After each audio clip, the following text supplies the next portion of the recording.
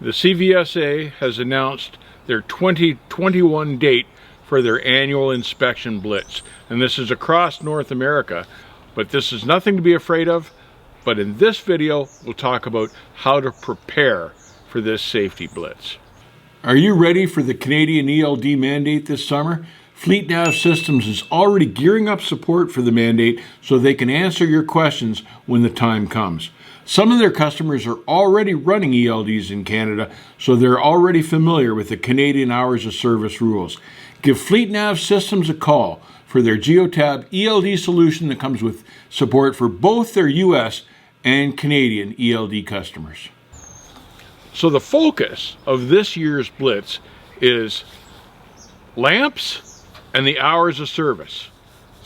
Now, why is that, you say? Well, because in last year's blitz, they discovered the biggest percentage of problems were with all the lights and with the hours of service. So these are the two areas they're going to focus on this year, but that's not to say that they won't be looking at everything else as well, including your paperwork, your brakes, your load securement, that type of thing. So they'll check everything, but these 2 points are the focus of this year's blitz.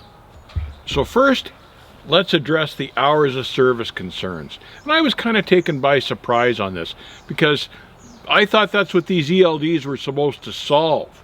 But apparently we're still having issues with them.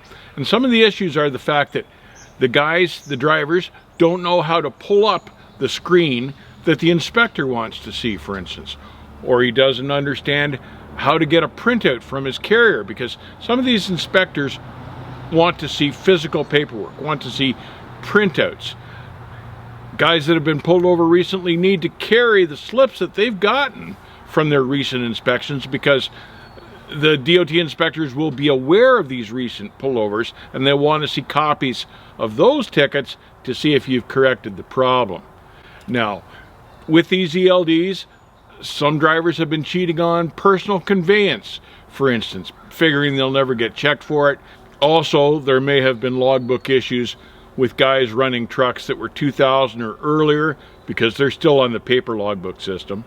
And apparently there have been problems with the guys that just run short radius stuff, 100-mile radius, running over their hours as well. So this is the type of thing that they're going to concentrate on when they're looking at the hours of service. Any flaws that they can find in how you're operating that may violate the hours of service. The second thing that they're going to be studying and looking for are what they refer to as lamps inoperable. And what that means is they want to make sure that all your lights on your truck and trailer are working. Now, there's no bigger flag to say pull me in and pull me over than rolling into a scale at night and some of your lights aren't working. And this is exactly the type of thing they're looking for. And this gives them an excuse to look at everything else while they've got you in there.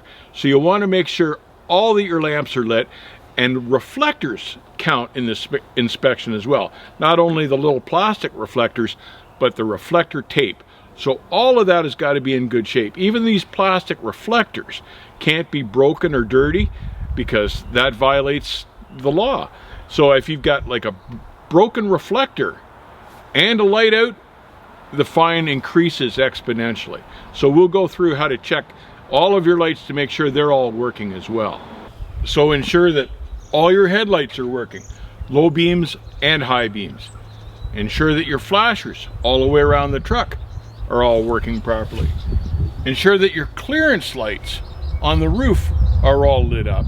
And for these guys that have added extra clearance lights, all of those lights have to be working. One problem area that all sorts of guys neglect, because it's tricky to do, you almost need 2 guys, is being able to check the function of your brake lights. And what I do is I take this little stick and jam it underneath the brake pedal to activate the brakes, and then when the stick's in there, I walk around and check my brake lights to make sure they're operating.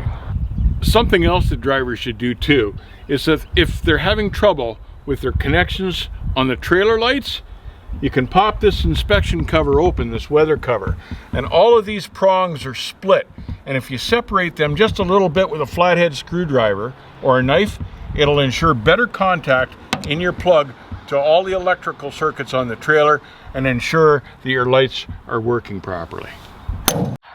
Something else the DOT always does in all of their inspections is to have a good look at your paperwork. So you want to make sure that your driver's license hasn't expired, that all your permits for the truck are current, that your bills of lading are correct, especially if you're hauling hazmat stuff, that you've got all the paperwork you need for contact information and all that stuff for the hazmat team.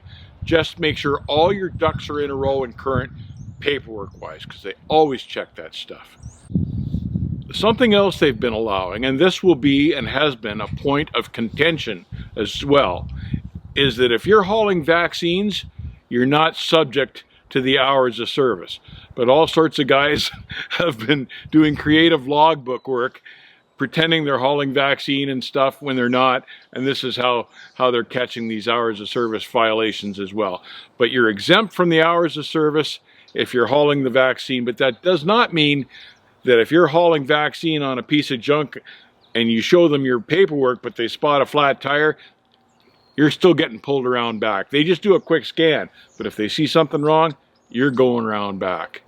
At the end of the day, these C.V.S.A. inspections are nothing to fear, but you've got to keep in mind that anything they do find goes on your driver's record and goes on the carrier's record as well.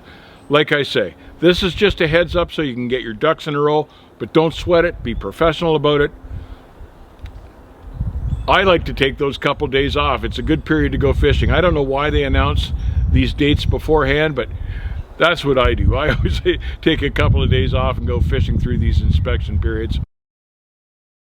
A number of years ago, they decided to legalize 53-foot trailers, and they became all the rage. And really, you had to have 53s to compete once they announced that they were on the road. But here in Ontario, they outlawed 53s being pulled by anything bigger than a 244 wheelbase. So here are guys, Canadian guys, trying to stay competitive. They've all got longer trucks.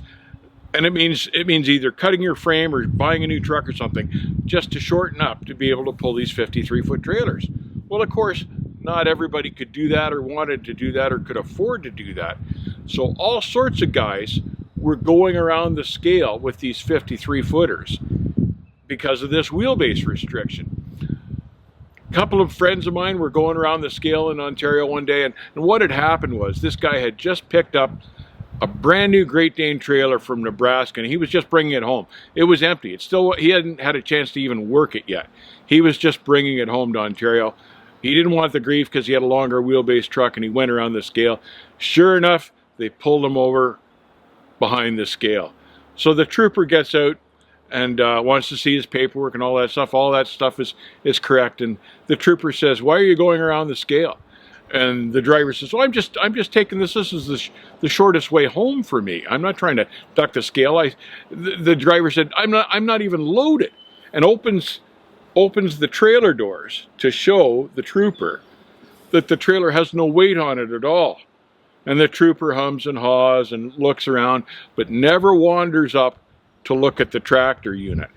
And he says to the driver, he says to my buddy, he says, "I know you're doing something wrong, but I can't figure out what it is.